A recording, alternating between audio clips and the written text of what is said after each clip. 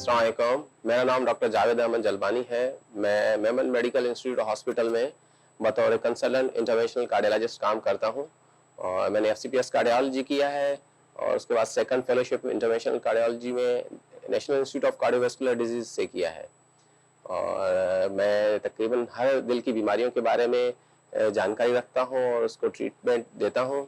असल मेरी जो स्पेशलिटी है, मेरी महारत है, वो एंजियोग्राफी, एंजियोप्लास्टी और हार्ट अटैक के पेशेंट्स, मेजर हार्ट अटैक के पेशेंट्स, माइनर हार्ट अटैक के पेशेंट्स और जितने भी बीमार मरीज जिनकी शरियानों में बीमारी है, ब्लॉकेज है, उसको हम एंजियोप्लास्टी के जरिए स्टेंट लगा के वो रुकावटें ख़त्म कर देते हैं। रमज़ान मुबारक रहमतों और बरकतों का महीना तो है ही, और उसके अलावा उसकी अगर हम दिल के हवाले से देखा जाए तो ये बेहतरीन महीना है। एक बहुत अच्छी मिसाल है दिल की सेहत के हवाले से।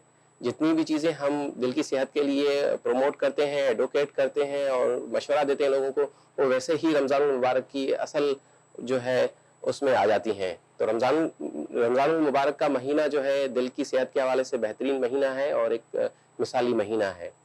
चाहे वो ब्लड प्रेशर के मरीज़ हों, जिनकी एंजियोप्लास्टी हो चुकी हो, जिनके बाईपास हो चुके हों, हार्ट फेलियर के जो पेशेंट्स हैं जिनके दिल कमज़ोर हैं, और जिनके अगर दिल के हवाले से देखा जाए किसी और बीमारी की वजह से, जैसे डायबिटीज़ की वजह से दिल पे असर आए, ये सारे मरीज़ सबसे ज़्यादा अगर कोई फ़ायदा लेते हैं तो रमज़ान मुबारक के महीने में, जब वो ज़्यादा से ज़्यादा रोज़े रखते हैं तो उनसे होता है।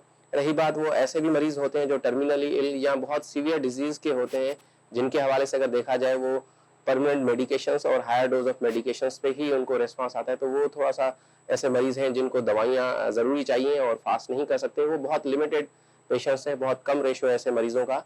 अल्दो तकरीबन दिल के सारे मरीज रोजे रख सकते हैं, बशर्ते कि वो अपने मुआलिज को दिखाएं और अपनी दवाइयों के टाइमिंग सेट करा दें, क्योंकि कुछ ऐसी दवाइयां हैं दिन में 3 मरतबा चलती हैं, लेकिन रोजे की हालत में 3 मरतबा दवाइयां खाना मुमकिन नहीं है। उस हालत में हम इस तरह की दवाइयां 2 टाइम में कर देते हैं, और दवाइयों की जो ड्यूरेशंस है 12 घंटे के बाद चेंज होती हैं, जो सुबह शाम की दवाइयां हैं। तो रोजे का दौरानिया जो है वो 12 घंटे से ज़्यादा है। तो ऐसी हालत में हम दवाइयों को चेंज करके 24 घंटे के हवाले से, 24 आवर्स पीरियड के हवाले से जितनी दवाइयां दे सकते हैं उनको अल्टरनेटिव एक स्विचिंग करते हैं, switching the medications toward the longer acting हम चले जाते हैं। तो ऐसे मरीज अपनी जो है दवाइयां रोजे के रखने से पहले जो है अपने मुआलिज को दिखाएं और अपनी दवाइयों को सेट करा दें। और रमज़ान के हवाले से तो ये सारी चीज़ें जितनी भी हैं, ब्लड प्रेशर के मरीज़ जो हैं वो बिल्कुल रोज़ा रख सकते हैं और अपनी दवाइयाँ कंटिन्यू कर सकते हैं।